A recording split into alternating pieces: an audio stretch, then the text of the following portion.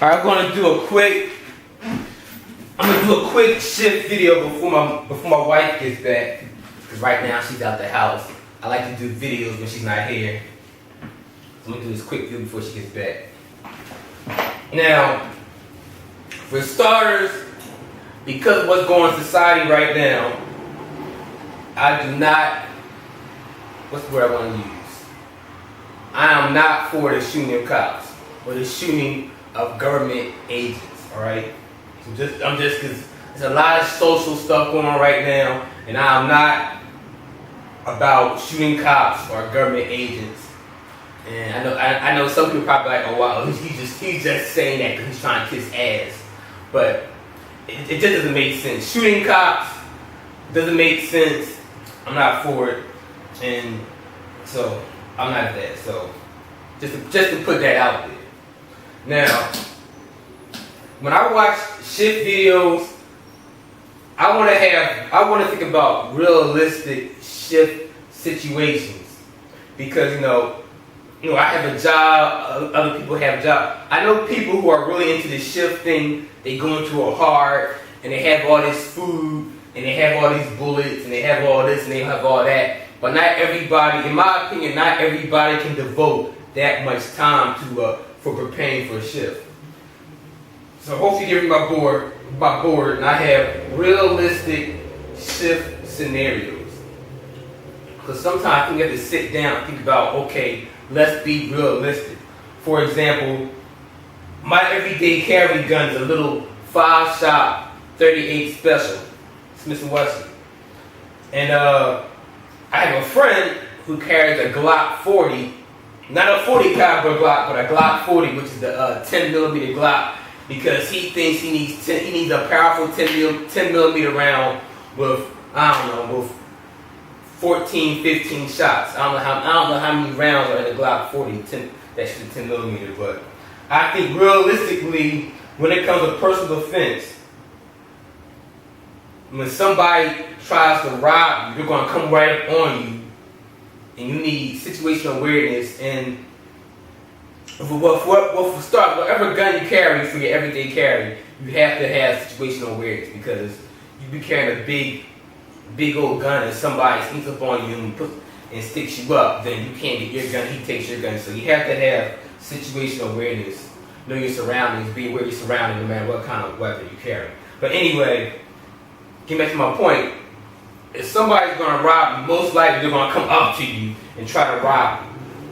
And you situational awareness, you take out your everyday carry, and hopefully squeeze off 2 shots. It's probably not going to be a far distance away in the threat. So most likely, everybody can do what they want, but most realistically speaking, for personal self-defense, I really doubt you're going to get into a shootout. I really doubt you're going to need a Glock 17 with 17 rounds in it. All right, so I like to think realistically. So realistically, me personally, to each his own, but to me personally, I don't think I need a big gun with a whole bunch of rounds in, because when it comes to personal self-defense, it's about self-awareness and being able to get off, 1 or 2 shots to deter your assailant. But I really don't think it's going to turn into a shootout. So I like to think, even though anything can happen, I like to think realistically about things. All right, but let me get back on point. So here I have realistic shift scenarios. Now I use the terrorist alarm color system. So it's blue for guarded, yellow for elevated, orange for high, red for severe. So here realistically speaking, here my shit hitting the fan situations. So blue, guarded, will have natural disasters. For example, think back to Hurricane Katrina, or any hurricane in general. So that's one realistic shift scenario. Natural disasters. Maybe wide power outage, hurricane, earthquake. Alright? Second level, yellow elevate. I'll have maybe riots, social unrest. Kind of like what we saw in Dallas a few weeks ago. even though it was kind of small, but you never know. Yellow be kind of like, oh, okay, people are in one section of the city or one city, they're having little riots, a little social unrest. So that's kind of like, yellow. So social unrest, riots. Orange, high, I'll have domestic invasions. That's for example, hope you see it. For whatever reason, let's say one community wants to attack another community. Let's say people get fed up with terrorism, and a community wants to attack an Islamic or a Muslim community. Or let's say somebody wants to attack, let's say a group of people wants to attack a gay community. Or let's thinking back to Black Wall Street or Rosewood, somebody decides to attack Rosewood. So I have whole orange high when one domestic invasion, when like one community was inside the United States wants to attack go in and attack another community inside the United States. Then I have red, where we have severe, where we have, let's see what we get, a foreign invasion.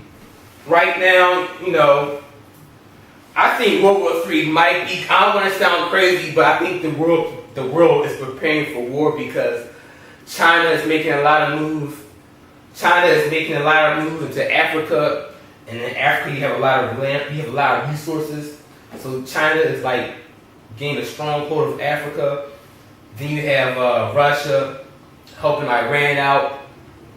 So I think it's gonna be a whole de facto. It's gonna be like Russia, China. Then you might have Syria and Iran in the mix. There's a battle for Iraq. Nobody's knowing what North Korea. Like North Korea is like that wild card, and yeah. So I don't know. But anyway, so red is a foreign invasion. Let's say, who knows? Let's say if the United States of America were to get invaded by, let's say, Russia or China. So these are my realistic shift scenarios. So blue, guarded, natural disaster like a Hurricane Katrina. Yellow, elevated, maybe riots happening within certain cities or social unrest. Orange, high, domestic invasions, where one community wants to attack another community. And red, severe, foreign invasion. So that's going to be that. So these are my 4 realistic shift scenarios.